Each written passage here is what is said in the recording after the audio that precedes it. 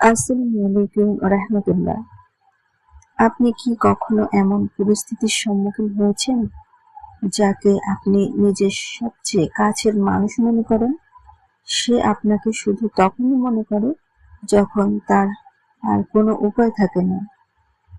আপনি তার মেসেজের অপেক্ষায় থাকেন, তার ফোনের অপেক্ষায় থাকেন, তার একটু সময় পাওয়ার আশায় থাকেন, কিন্তু সে আপনাকে গুরুত্ব দেয় না।